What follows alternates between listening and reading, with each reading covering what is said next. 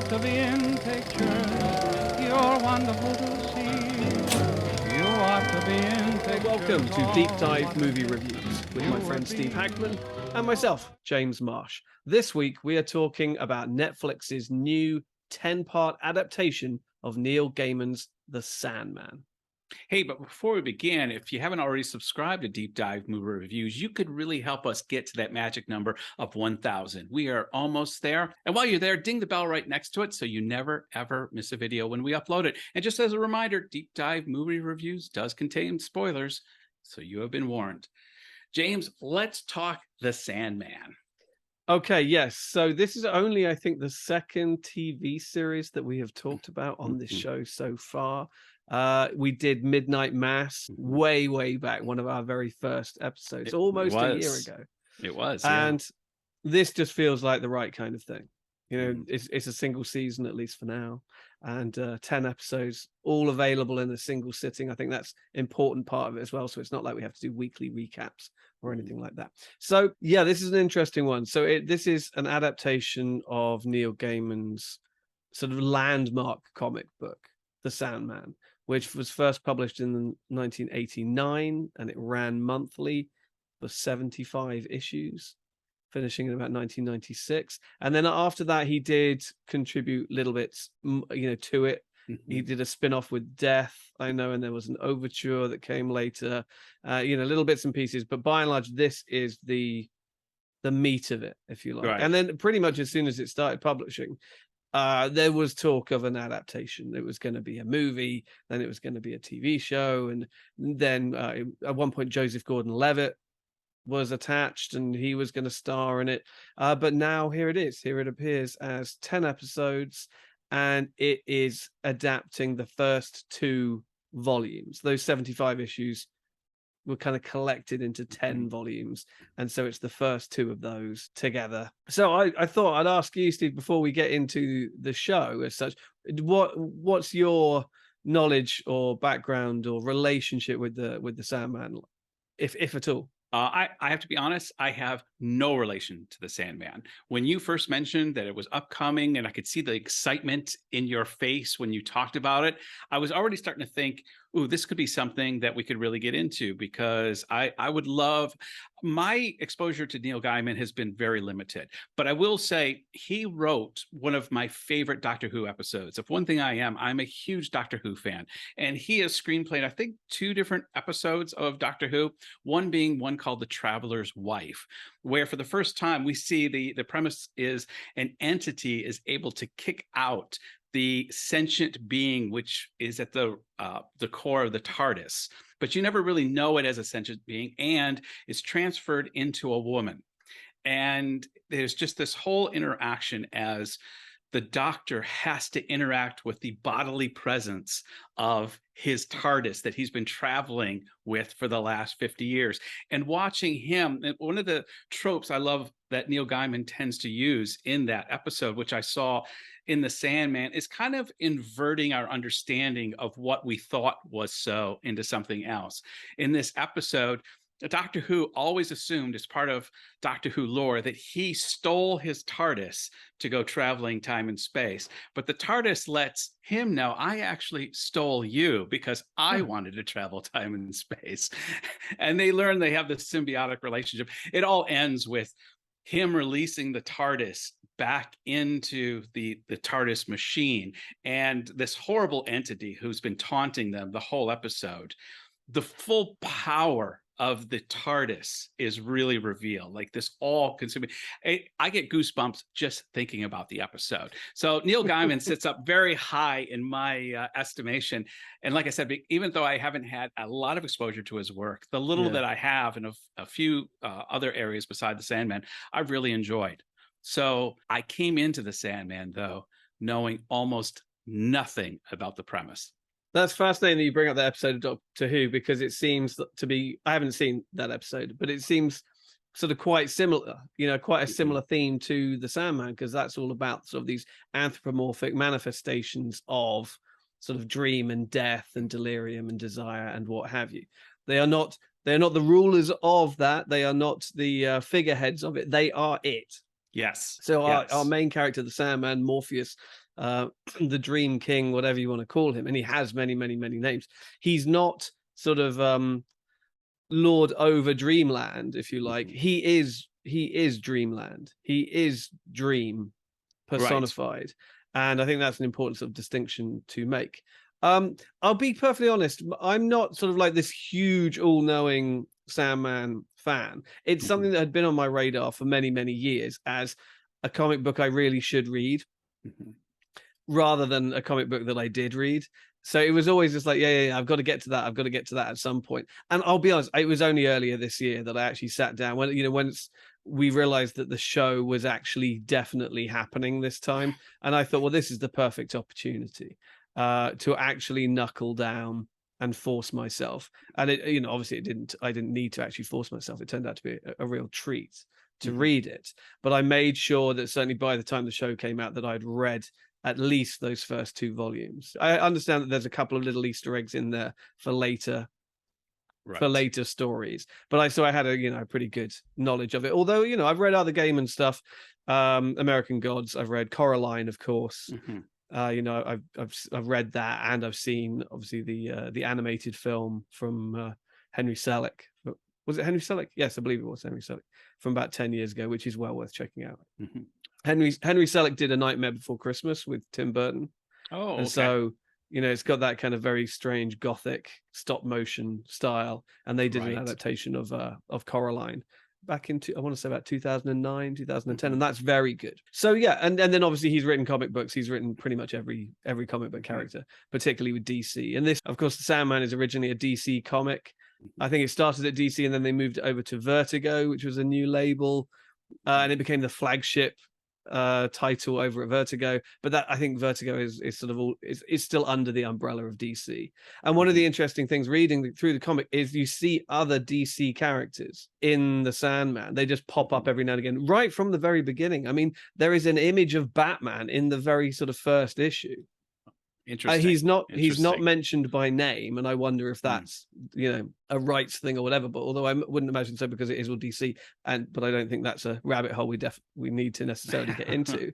However, when he starts reaching out to contact people to find his 3 missing totems, his bag of sand, his helm, and his ruby. Some of the first people that he contacts are like the Justice League. He reaches out to them, and I think it's Martian Manhunter who actually sort of says, oh, well, this is where you need to go and this is how you need to do it. So I was very curious as to how, if at all, they were going to do that in this show. And by and large, they kind of sidestepped that. Although the big character in those early episodes that does show up is Constantine. Right. Hellblazer John Constantine, who they have gender flipped. I connected those dots even without knowing. I'm thinking, oh, wait, is that the same Constantine that Keanu Reeves played in Constantine? He's kind of a supernatural, exorcist kind of guy. And I kind of made that connection. And Jenna Coleman plays Constantine, who is one of the famous companions of Doctor Who, hence connecting these dots together. That's right. Yes.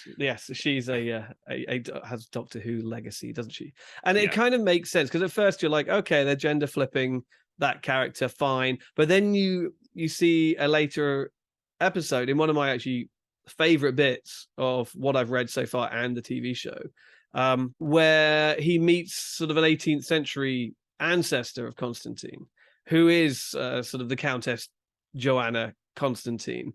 And in the comic, that ancestor was female. So it kind of, for simplicity and brevity in the TV show, it makes sense that we'll just use the same person. We'll just use the same performer, and the character can be female in the present day. Otherwise, we're going to have too many men, not enough women. Anyway, and I wondered whether that's an interesting place to start off, because there is a huge amount of sort of gender flipping and sort of sexual and gender fluidity throughout all of this. And I realized that this is so very much a motif of Gaiman's work.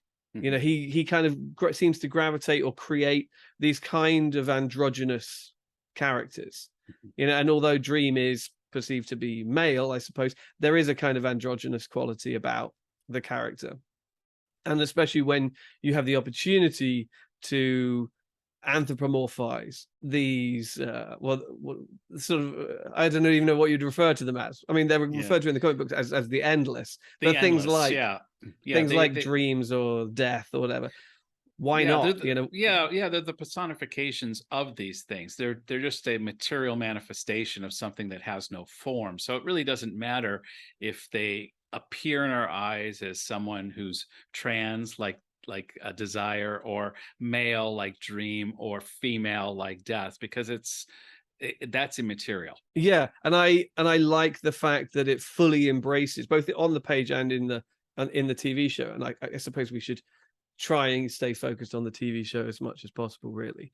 I want to dive into the TV show. We haven't even got into that yet. This is going to be a long episode.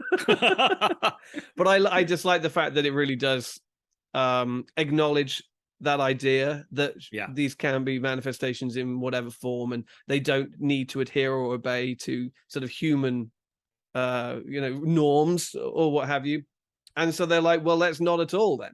Let's just completely modernize it. And obviously it's in line with a number of issues in the industry today, in terms of diversification and representation and all the rest of it. And so I came, one of my first sort of thoughts about the show is, this is incredibly sort of positive and incredibly progressive in its production. If anything, I thought heterosexuals were vastly underrepresented in this 10 episodes. There aren't many. I remember thinking, and you know me, I have no issue with it whatsoever, but what it did cross my mind that in the 80s and 90s, the trope would be you had all heterosexual couples except for the token homosexual neighbor who lived down the hall, or the homosexual couple. There would be like one. I think in this 10 episodes, there might have been one token heterosexual person. I don't know, but it seemed like there was a lot of there was the whole issue I think I brought up to you at one point where the Corinthian? Yes, when the Corinthian comes to find the foster girl, and oh no, she's not here right now, but why don't you wait, and we can have sex while we wait together. I'm thinking, what does it happen in the real world? I mean, there's a lot of hooking up going on, and it's not always with who you might assume it's going to be with. And it's like, okay, cool, I can roll with it. Why not? That's fine. It's a couple of times I was just taken by surprise because I went, whoa, I didn't see that coming. But I think you're right in saying that cis white straight men are a minority in this show, but as perhaps they should be, but we shall see. So to put it as simply as possible, as we've established, Dream, played here by Tom Sturridge, is the manifestation of Dream. He is the Dream King. He is the Lord over the dreaming, which is the realm of the unconscious, if you like. And he is accidentally summoned during an occult seance by a sort of reclusive satanic billionaire, I suppose, played by Charles Dance 100 years ago. And they're actually sort of trying to summon death for various reasons, but they summon Dream accidentally instead. But they keep him prisoner anyway. He's not who they wanted, but they keep him prisoner anyway because they feel that, okay, well, you might not be exactly who we were targeting, but we can hopefully get something from you, whether it's immortality or, power or money or whatever. And so they strip him of his cowl, of his sand and ruby, all of his powerful attributes, and they lock him up essentially in a glass bowl in the basement and leave him there just to brood, as he is wont to do. And he's stuck there for 100 years. And it's only in the present day where he is able to escape. His original captor has since died anyway. He's able to escape. Much to his horror, he gets back to the dreaming to discover that it's essentially collapsed through a century of neglect with him not being there. There have been other sort of ripples of repercussions as well. So there was something called sort of a sleeping sickness that seemed to have covered some part of the world and affected some people. Not everybody, and it's a little unclear as to who it affected and why it affected certain people and not others. And also, it's like COVID. And also kind of like demons from the dreaming, right? Manifesting as nightmares have escaped. So his mission essentially on his escape is twofold.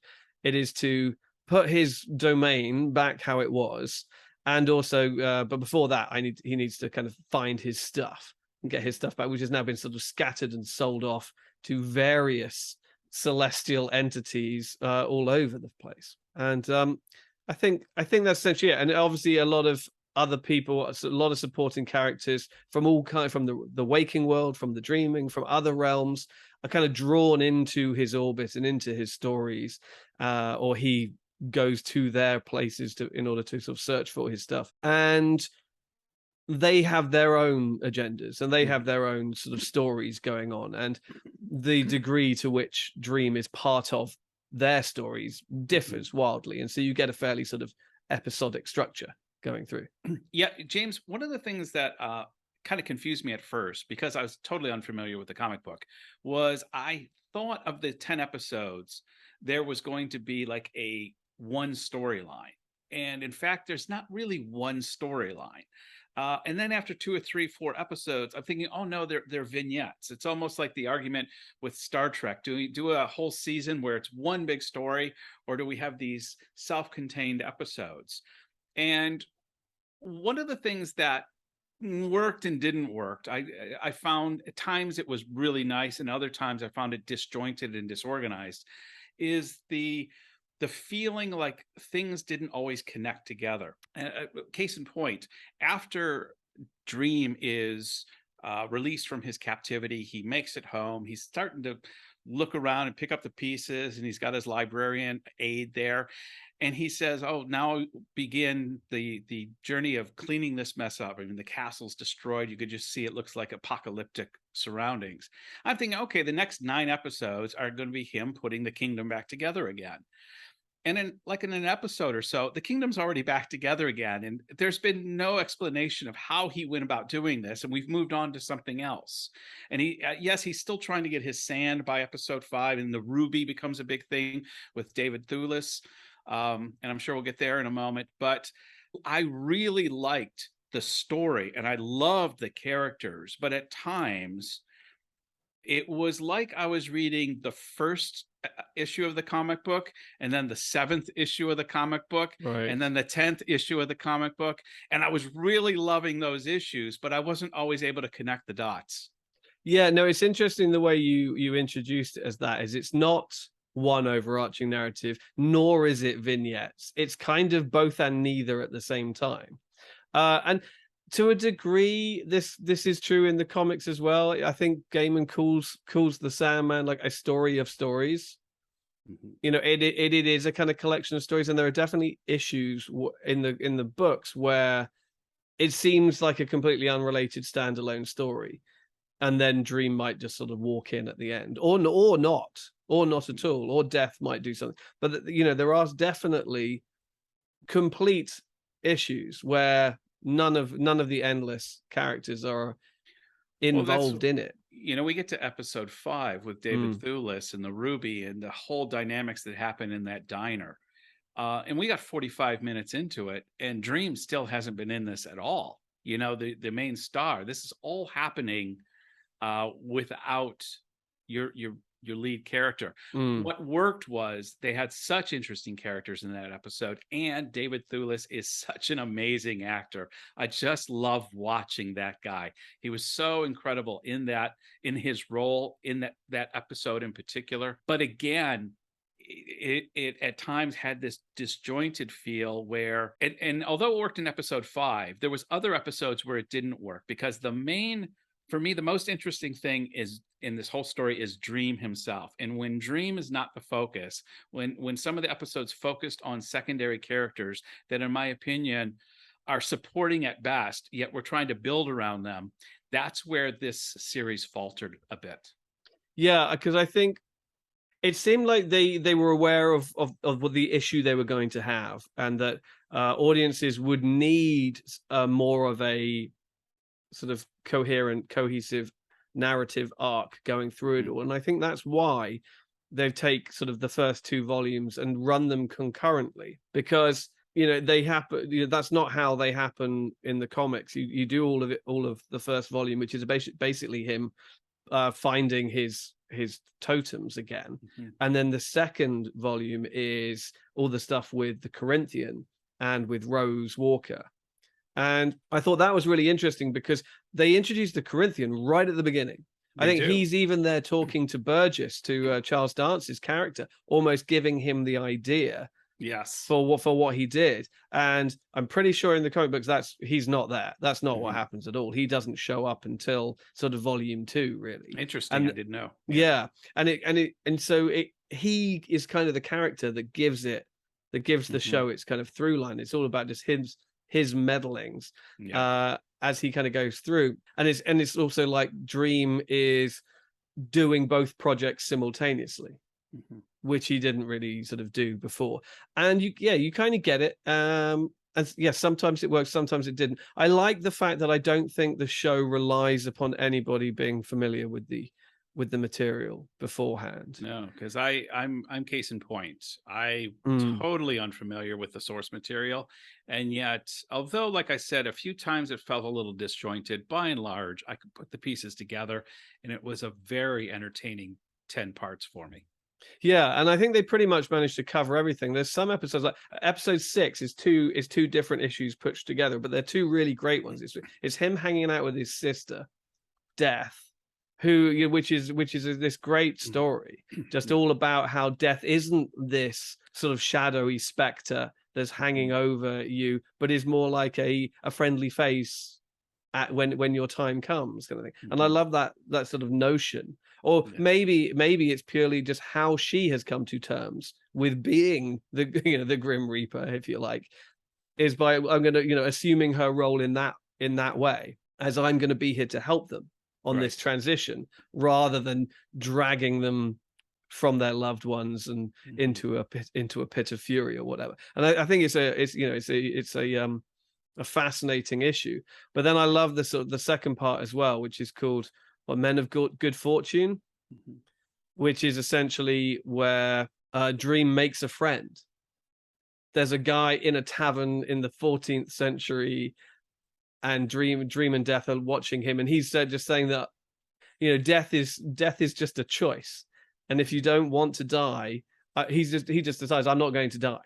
Yes. And Dream and Death happen to overhear this, and for a lark, they just say, okay, well, let's give him his wish. Yeah, because Dream is kind of the way they run it into the other episode is Dream is kind of despondent with his eternal responsibilities. He kind of just wants to die himself. He's almost envious of death. And so it's almost like from the book of Job, like God and Satan making this bet over Job. I bet he's this way. No, I bet he's this way. And that's essentially the way this kind of plays out. Within 100 years, this guy's going to be wanting death.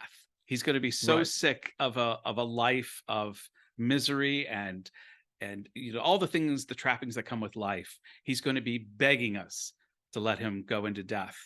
And obviously, you continue the synopsis, but I just thought I think it's handled really well, because it feels almost like it's going to play out like you see vampire stories play out. This idea of immortality being a curse, and that everybody you've ever loved dies, and you're left alone, and it kind of is, and it kind of isn't. It's like every 100 years he shows up, and his life has been going differently. He has ups and he has downs. He becomes very wealthy, first as a printer and then as a slave trader at one point. But then he hits the skids as well. And whenever Dream offers to him, would you want to end this? He's like, oh no, absolutely not. I still love my life. I've got so much to live for. He's always saying, I've got so much to live for. And then you realize, well, the guy comes to the realization first. He's like, why do you keep showing up to Dream? He's like, why do you keep coming to see me? And I get it now. You're not gloating over me. You're not sorry for me. You're just lonely. I'm like the only person, the only constant in your life. Everybody else you have to deal with will die. So I'm not the one cursed by immortality. You are. Yeah. But you're coming to see me because I'm your only friend, because I'm the only other person who's not one of your malevolent siblings who's in this situation. And I just really like how it plays out with, you know, with ultimately Dream acknowledging the fact that, yeah, you are my only friend, and I will always be here for you. It was so beautifully done, James. I think you messaged me at one point saying episode 6 is my favorite. And I totally concur. I will go on a limb. I'm not going to give my overall score of the series, but I give episode 6 5 stars. I thought Excellent. that was brilliant writing. It's an absolutely brilliant story. At the end of that story, I felt goosebumps. Like the world is a better place because of that story. And I almost felt that Neil Gaiman that's the voice of Neil Gaiman. Hobbs in that pub every 100 years, telling Dream, I'm your friend, you know. And I just felt, I don't know Neil Gaiman personally, but I felt he's inserting his voice there. It's just my opinion. But one other point, you mentioned the whole vampire trope and the curse of immortality. I was thinking during this that Tom Sturridge is really channeling Stuart Townsend in Queen of the Damned, playing Lestat. Oh, sure, he has this whole thing going, which I think he pulls off beautifully. I'm sure we'll talk about Tom Sturridge, but and maybe now is the time to do it. I just thought he did a brilliant job playing Dream. Yeah, no, me too. I mean, I think he is the best thing about the show. I mean, other than the writing and the stories, which I think, you know, are a patchwork, but as we've just explained, when they're good, they're great. Yes. But I think Tom Sturridge is the constant, even if he's not front and center every single episode. And tonally, he gets the character spot on, in my opinion. He really inhabits that voice.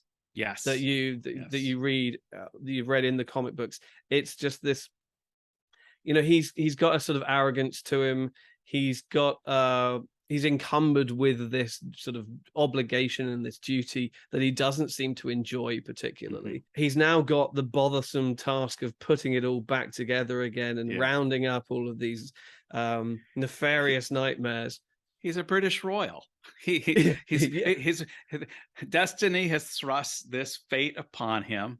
Occasionally, you got a Prince Andrew who destroys everything, and he's got to spend the next few years putting everything back together.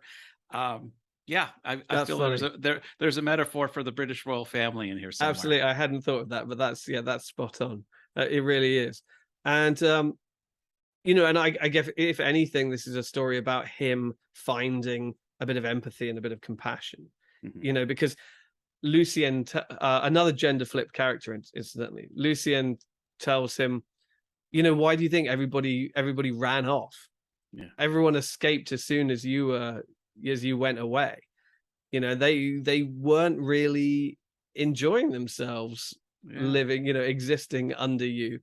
You know, everybody that did inhabit the dreaming, even sort of fairly chilled out, benevolent characters like Fiddler's Green, the Stephen Fry character, when they had the opportunity to leave, they left, even if it was just a wanderlust, like he had. He just wanted to go see the world. This was their chance, and so they went out and did it. She was like, Lucien's like, you're a pretty miserable royal, you know. It's that transition from the authoritarian, who my word is law, you all are extensions of my will, to him having to realize, one, I need friends, like in episode 6.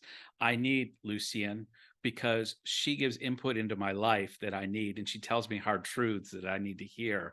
And watching Dream over 10 episodes transition from that authoritarian, that yes, as soon as the heavy hand is lifted, everyone flees because they were all kind of faking loving the dear leader until, you know. But then when he has a change of heart, and you know, and this is not a come to Jesus moment. It's not like there's a radical change in him, but you begin. I think it's a gradual process. It is a glacial movement of empathy, of concentric circles of empathy expanding a little bit, and for me, that's what made it. Because, like you said, we're linking this back to Tom Sturridge's performance. He totally embodies this. He is able to demonstrate those different nuances that are needed, because this is a hugely complex character. And again, I think he just pulls it off brilliantly. Yeah, no, I could not agree more. And I think, it was always going to be a show that lived or died on his performance. And I think he's absolutely nailed it. And this is why some of the episodes, particularly the later episodes, it's not that the characters weren't interesting or good, but whenever Dream is not in the episode enough, the episode suffered for it. Well, I think it's because, I agree. And I think it's because a lot of those episodes, because there's so many other characters, and a lot of those characters are only introduced at that point. It's not like a number of sort of these ensemble shows, like even something like Game of Thrones, although that's obviously quite different. When all of these characters are introduced at the same time, and within the first couple of episodes, you've been introduced to like 20 or 30 characters, and you're like, okay, in 3 or 4 different settings, you're like, these are the stories we're going to follow. This isn't structured like that. It'll just tell you a bit of a story and then completely cut away, 3 episodes in or 4 episodes into a whole bunch of new people in a new place, and it jumps around between different realms. It sort of seems to divide its time quite evenly between England and America. Yes. And also, the waking world and the dreaming, and then hell and all of these other places. So it's not even a case of when you see the action pick up again in, a small town diner in America, you're like, oh, okay, I know who I'm following now. I know who's chapter. You're like, what are we doing here? I've got no idea what's happening.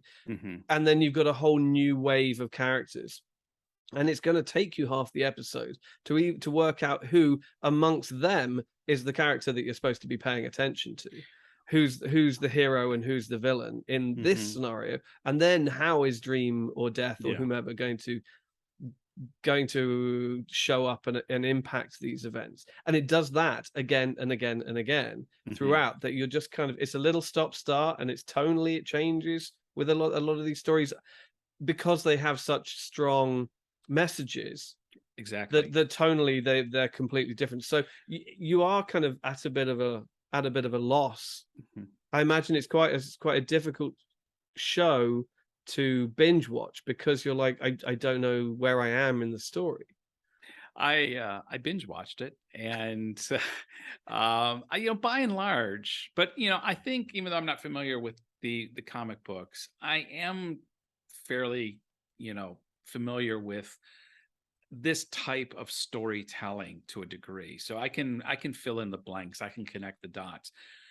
Let me ask you a question though, because you're talking about the strong messages and themes in some of these episodes.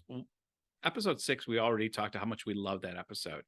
For me, another very distinct episode was episode 5, the diner episode. What are your thoughts on that one? That going in, I was aware that's the episode that people, the fans were waiting for. Okay. I mean, because even because I've heard about that issue. It's called 24 Hours. The comic book issue is called 24 Hours, and I heard that's a famous issue even before I read it. And so when I got to it, I was like, oh, here we go. Okay, this is going to be a good one. And then I knew that was going to be in the show, and it's called like 24/7 or something. It's called something slightly different. It's 24/7. In the comic book, but it's almost exactly word for word that episode. So I knew what was coming. I wasn't sure how graphically it was going to be done because it's a violent episode. It's the most violent episode, I think, of the 10 episodes. Yeah, I mean, because essentially it's like a hostage situation in a diner. An armed man walks into a diner and takes everybody hostage, and then screws around with them. He is David Thewlis's character, John Dee, who is the grandson of Burgess, the character who imprisoned Charles Dance's character. Who imprisoned Sandman to begin with. He has the ruby, which sort of grants people their wishes. It sort of stops them from lying. It takes away the inhibition for them to lie, and so he kind of grants this wish upon these people in this room, in this diner. And apparently it's going on in the whole world, as we come to find out at the end. Right. But we see the manifestation of it in the diner. Yeah. Yeah. And at one point it leads to kind of an orgy. And then at another point it leads to a lot of violence. And it was pretty full on, and it was impressive, I thought. I did. I mean, I would like to hear what you think, because I kind of knew what was coming to some degree. Yeah, I had no idea what was coming, and I kept wondering, how come Dream's not in this? And it started to dawn on me where they're going with this episode. And yeah, some of the mutilation and some of what happened at the end, it's a little rough to watch, but I really, really liked the way. And then I'll say I didn't like the way. I love the ending, and I didn't like the ending. First, I love the ending because when Dream finally comes in and corrects everything, this episode is really dealing with, I think, something we all wrestle in, that we live in a world of lies, where people put on facades, where people put on faces, where people are never fully representing themselves in a full and honest way. We all do it every day. And so obviously this character, because of his history, and he's so sick of being lied to. He's a very hurt and damaged person. And the way he kind of expresses his healing is, once he gets the power, we need to live in a world with no more lies, where everybody is just exactly who they are and can say what they want to say. And so what happens is, obviously, that everything just falls apart. Just some of the most horrific things come out of people's hearts towards one another, which leads to all kinds of bad consequences. But as I was saying, with Dream correcting it, Dave Thewlis tries to justify himself. I wasn't destroying anything. I was creating a better world where there was no more lies. Isn't it better to have a place with no more lies? And of course, as he's saying this, it pans over this diner with everybody mutilated and dead. And what Dream says, and I'm not going to be able to do justice as well as the actual lines from the script, but essentially what he says is, those aren't lies. You stole their dreams. Everyone has secret goals, secret ambitions. That waitress dreamed of being a novelist. That guy in the power couple, he dreamed of being able to stand up for himself one day and do something that could be his, and he goes down the list of the dreams, and you stole their dreams away. And when you took away their dreams, you've taken away their hope. And that's why they all end up killing each other, because humans without dreams have no hope. And that really resonated with me, that the way he was able to counter, these are not lies in the way that you think they're lies. Sometimes in our dreams, we need to have, the little fudgings of things here and there in order for our hope and our dreams to be able to come alive. And the way it came out, I just thought was beautiful, albeit it's a rough episode to watch. Sure. No, that was beautifully said. That was great. And it's a nice echo of one of the earlier episodes. I can't remember which episode it is, 2 or 3, where Dream essentially has a duel with Lucifer. Oh, yes. He tracks one of his I can't remember, what is it that she has? Does she have his is it his helmet, or is it his sand? I can't remember what. I need to rewatch that episode again. Yeah. I can't remember what but he goes down to hell because Lucifer has one of his totems, or one of the hell's demons has one of the totems. And so he is challenged. He's challenged to sort of a duel, if you like, but it's a duel of sort of manifestation. Yes. And according to those rules, the challengee, the demon down there, can choose his champion, if you like. And so he chooses Lucifer to fight the duel against Dream on his behalf, which Lucifer was really not planning to do, because has some idea of how powerful Dream can be. And Lucifer here is played rather brilliantly by Gwendolyn Christie from Game of Thrones. Yeah. As I read her performance, she's playing it as Caesar, essentially.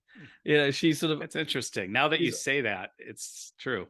Yeah, she's kind of like up on the top of a cliff looking out over her domain, but she has this kind of very sort of regal air, but she's a pretty malevolent leader as well. And anyway, so they have this fascinating duel where each one transforms into something it's something to beat the other one. So he says, I'm going to be, a snake. And it's like, well, then I'm going to be an eagle, and an eagle kills the snake. And then I'm going to be a lion or something, a wolf. A wolf can kill the snake. And it goes one to one. And by the end, they are like, I am everything.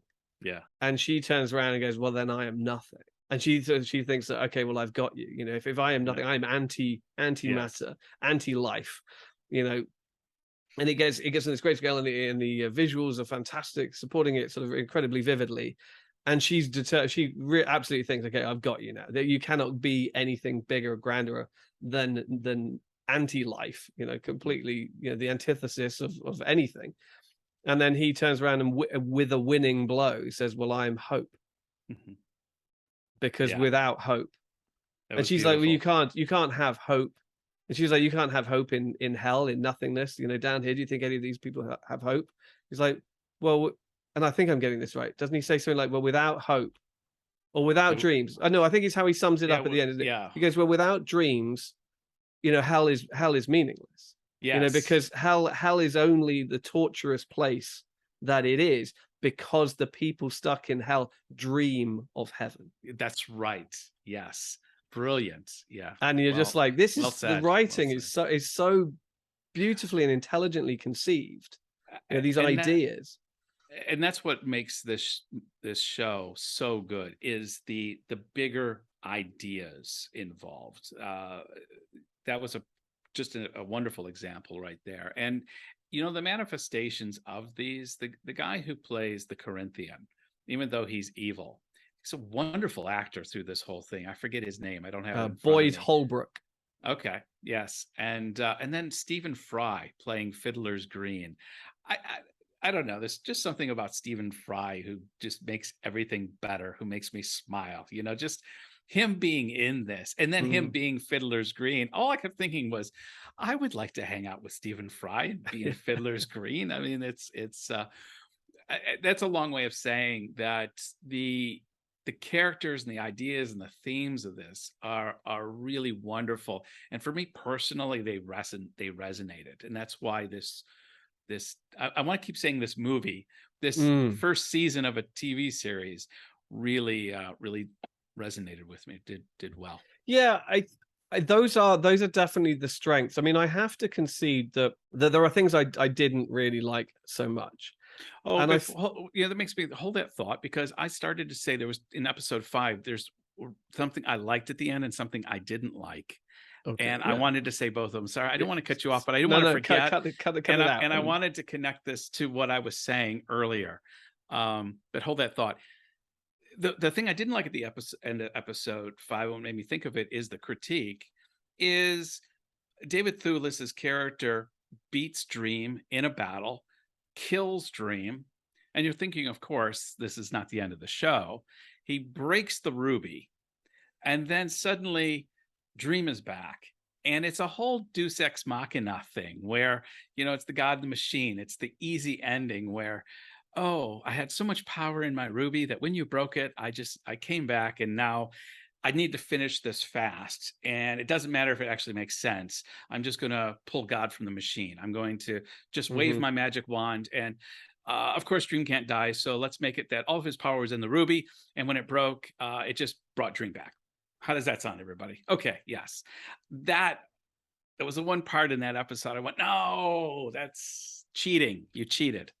Well, I did like sort of the moment after that. I mean, I love the visual, because isn't there this visual where Dream literally has John Dee in the palm of his hand like that, so he's working on a completely different scale. Yes. And then he is kind to him. He says, well, I'm not going to kill you. I'm not going to destroy you. And that would be the easy David Thewlis asks, are you going to kill me? In such a way that I thought, oh man, that's what makes this acting so good. And yes, what he said is, and he's like, no, I'm going to take you back to where you came from, which incidentally in the comic book is Arkham Asylum.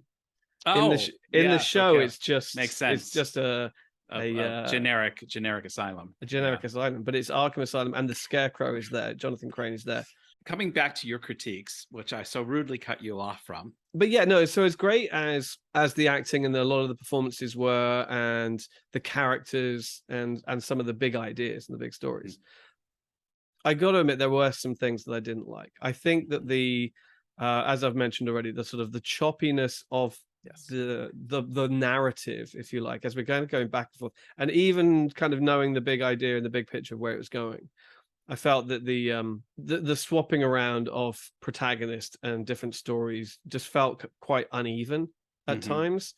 And I also felt that although some of the realizations of some of the worlds were done quite well, I kind of liked the sort of epic emptiness of the dreaming. It felt like wandering around a closed cathedral or something like that. It's huge, and it was once great, or even the ruins of one, but it's but now it's empty and it's just standing there, and it feels like a relic of it's a former glory kind of thing. Right. And I kind of liked that. Even on the small screen, I felt that had a sense of scale. However, some of the and I thought Hell was great. Some of the other stuff I didn't feel had such a good sense of space, particularly all the stuff in the waking world. It kept falling back into that kind of Netflixy, cheap, boxy red and black production style that they use, and you're just kind of like, oh well, this is very drab and this is very dull, and I don't remember this story being so dull and being drab. It was always very visually very exciting, and there are too many moments, I would say, in the show where the visuals just kind of fall a bit flat.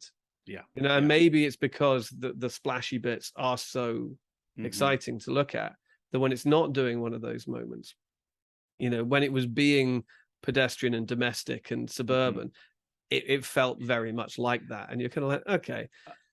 You put words into a feeling I couldn't quite articulate, and you just did. I was wondering why episodes from about 7 to 10, there was those times where we were just running around Florida, going to foster places, where it just, I didn't think of it being small compared to the grandness of all the other elements. But I found myself bored during segments of that, and was pining for those grander elements to make the return. I want to see, come back, Dream, come back into this story, come back, the ones that make this really interesting, coming back, because the dealing with the whole foster situation, I get it that it's part of the narrative, but I just felt it dedicated an inordinate amount of time over the course of 3-4 episodes to something I would have wrapped up. Like the Hobbs character never makes, maybe he's not in the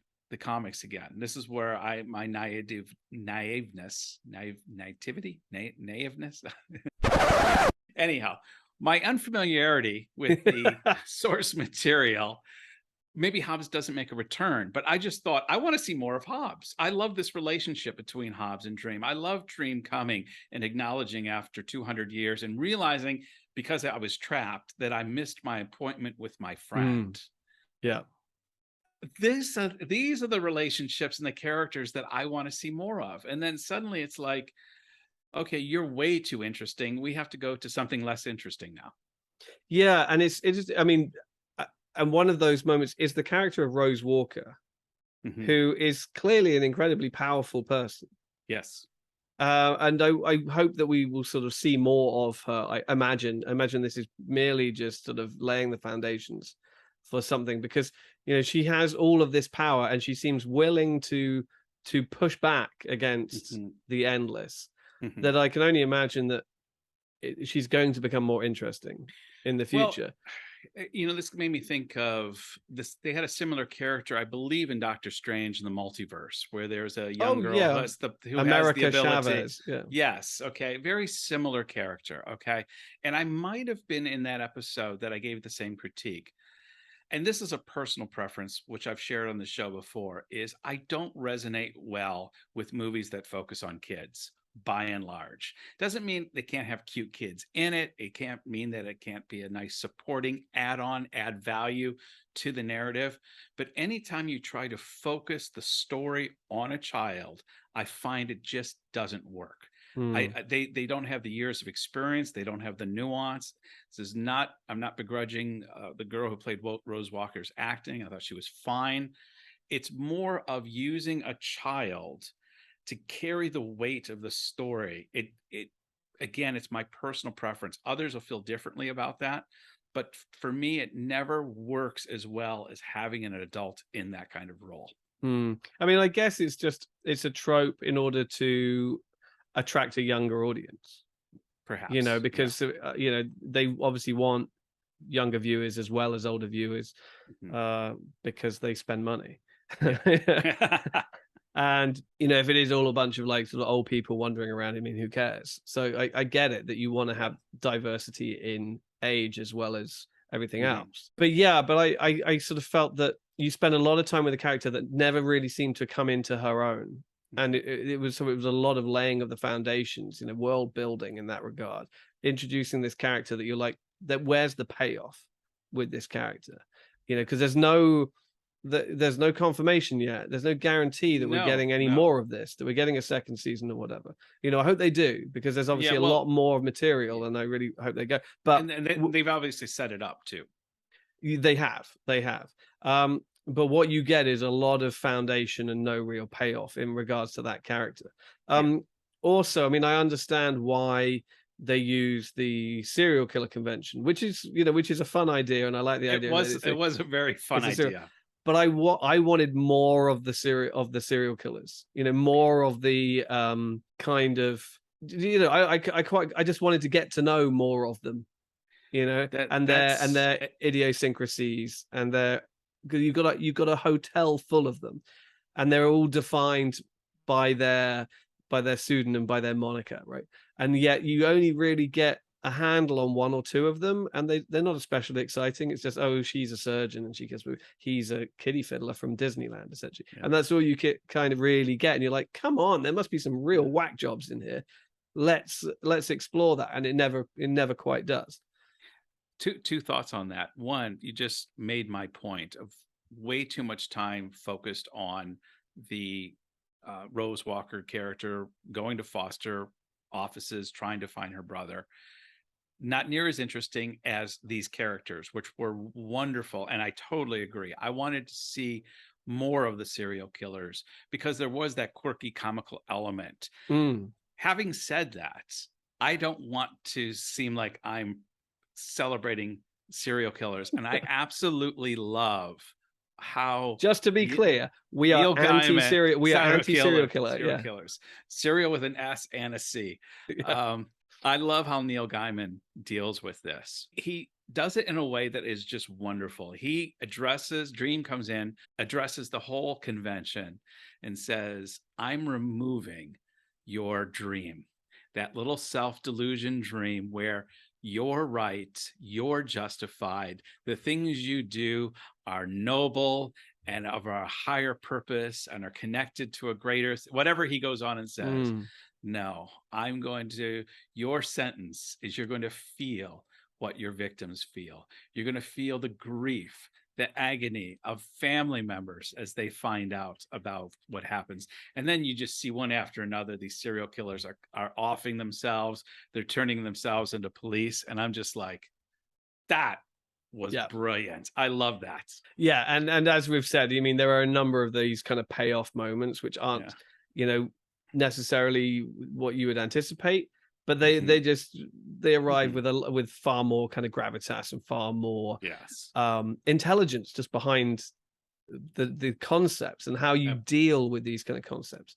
I mean, one thing I did want to ask you about it, because it's something that's kind of struck me, and knowing your background in particular, is that I did feel that there is a kind of almost biblical structure to the story in some regard, in the way that it doesn't necessarily have a through line, or you have a central character who's not always there, or who comes in and kind of like fixes the problem or rights the wrong or what have you.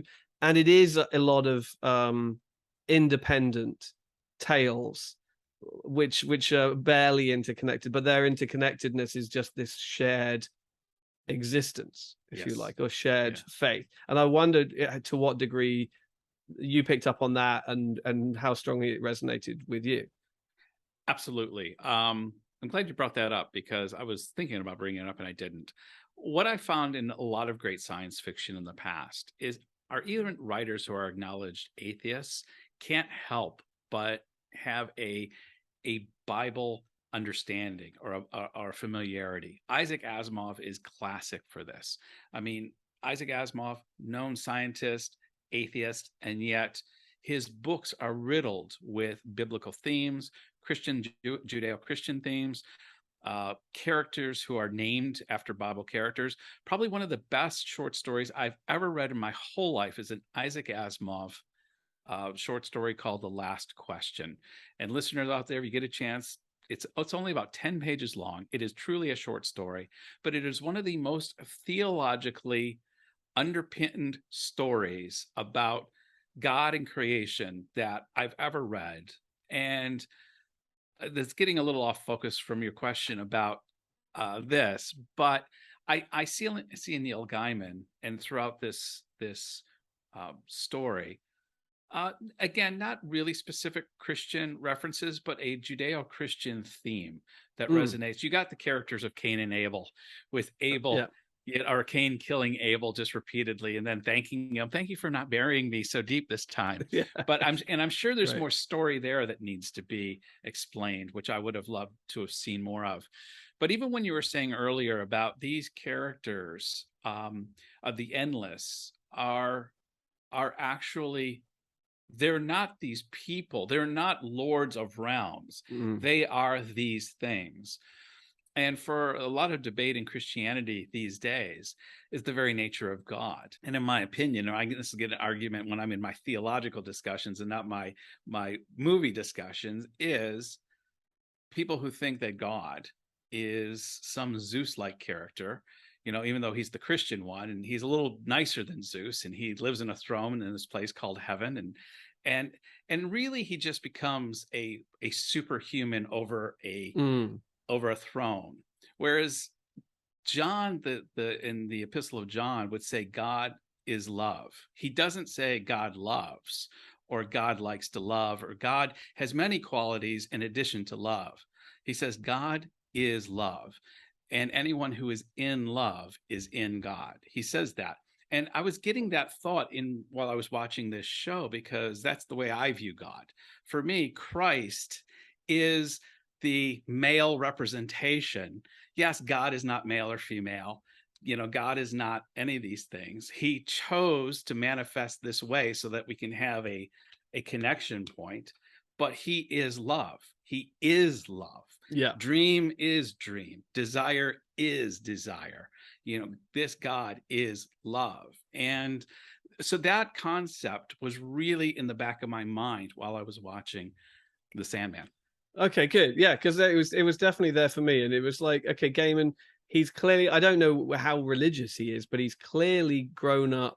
He clearly has an education in religious studies. Has an education, yes. And an idea of spiritualism, in the same way that he clearly, I can't remember I don't know which school he went to, but I'm sure he went to a very good British boarding school where he was taught theology, and he was taught the classics and Greek and Latin, and he's biblically literate. Yeah, that's exactly the phrase I was looking for. Yes, he's biblically literate in the same way that he understands sort of classical Greek mythology and other such things. Shakespeare comes into these stories. Yeah. Yes, he has a little cameo in there. He comes into it even more so. Oh, there's an issue called A Midsummer Night's Dream, which is, well, it's essentially the story of Dream commissioning William Shakespeare to write this play for him and for the people of Fairy, which is another realm. Right. And I believe as the show goes on, I think there are two. I think Dream commissions two plays of William Shakespeare. I think it's A Midsummer Night's Dream, and I think the other one is The Tempest, which is like much, much later. I haven't read that one.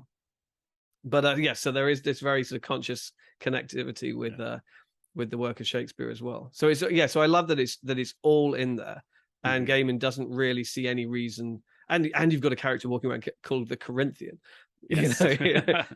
And he's even asked about whether it's a biblical reference or not, isn't he? Oh, And he that's just, right. Yes. and he just kind of, or is it a leather, or is he it is in a leather, or is it a Roman Greek city? Is it an epistle from the Bible? You know, yeah, absolutely. And rather shrewdly, he doesn't answer. He just kind of kills somebody, I think. I think he says a little of each, or something, or all of the above, or something like that. We're at an hour now, James. We've gone. This is going to take a while to edit, although I think this has been a fantastic chat. This is great. I think this is good. I hope there's a fan base for this, because I felt like I got all fanboy on this. I'm so glad we did this instead of Bullet Train. Oh yeah, for sure. And I'm now tempted to go and watch the show again. Yes, I'm at least going to watch some episodes. I'm going to rewatch the Hell episode for sure. So, James, as we draw this to a close, obviously we've gone almost an hour, we've gone past our normal amount of allotted time, but I think you and I have enjoyed kind of geeking out on the Sandman a lot on this episode. Yeah, absolutely. I'm glad we've taken the time to do this. What should we use? Well, I feel we should use one of the totems, maybe a bag of sand, maybe a ruby. So, Steve, I'm going to throw it to you first. Yeah. How many bags of sand would you like to give the sound? I don't think I have anything to add. I thoroughly enjoyed, as you can tell from my last hour of praising this show. It's not perfect. It's disjointed in parts. So I'm going to give it 4 bags of sand. And the reason I do that is I give some episodes 3, some episodes 4. I give definitely episode 6 a 5, and possibly episode 5. And so just to kind of meander in my head, the 3s, 4s, and 5s I got working it throughout this whole 10-part series, I'm going to give it a solid 4 bags of sand. Watch it on Netflix. It from beginning to end. It is truly, it's a work of art. I loved it. That's great. Yeah, no, I thoroughly enjoyed this conversation, having the opportunity to talk it through. You know, I watched it, and I had to write about it for the paper, and so I had to like watch it all really quickly and like read it all really, really quickly, and then kind of like mull it all over. And I think I ended up being a little bit harsh on it, because the bits that didn't work for me really didn't work. Okay. You know, there were episodes that are really dull. And really just pedestrian, and really kind of stripped out all of the I didn't get any sense of wonder. And I think that's overall what when it was lacking something, it was lacking that kind of magical dream-like sensibility, you know, that this concept of the boundless imagination that everybody gets to explore every night when they sleep, which is really what the underpinning kind of energetic drive of the whole concept is. And I don't feel that the show dove into that enough or frequently, or, you know, it does it in moments, but it really, there are just long periods where there's nothing dreamlike or magical about any of this, whether it be positive or negative. And I think I found that very, very frustrating. However, it has inspired great conversations. And when it is on point, it is really fantastic. So I think I'm going to go with you. I think you've managed to nudge my score up just a touch, and so I think I'm going to go with you. I'm going to agree and say, you know what? Upon reflection, upon discussion, I think the fruits of its labors are juicier than I gave it credit for. Even if, and I think we're both in agreement that there are low points. It's not perfect. It is very disjointed. No, so there's some episodes that are not 4s. Yeah. So I think overall, though, however, I am going to go 4 bags of sand out of 5. Fantastic. And I'm definitely going to go back and watch it again sooner rather than later. Well, you've heard our opinion on the Sandman. Obviously, if you're listening to this and you're at this point of the episode, you have a strong opinion as well. Why don't you go ahead and let us know what your perspective is in the comment box below. And if you're interested in following James and I on social media, we're on Twitter, we're on Instagram. You can find links to our platforms down there. James? Yeah, I mean, I am keen to sort of engage with people who've read the comic books a little bit more. You know, what did you think? How do you think it was in terms of an adaptation? What should we be looking out for in the future? Assuming there is a second season or whatever, are there any particular issues in the comic book? Because I've got the whole run, but I'm way far from completing it all. So are there any standout issues that you think should be involved, that we could read, that we should feature in the future season of the Sandman, by all means do let us know. And if there are any other shows like this, we've done Midnight Mass, we've done the Sandman, but that's really it. So in terms of sort of small, concise, standalone TV shows on a streaming platform, wherever, that you would like to hear us cover, then do let us know. Hey, until next episode. Bye. You're wonderful to see. You ought to be in pictures. Oh, what a hit you would be.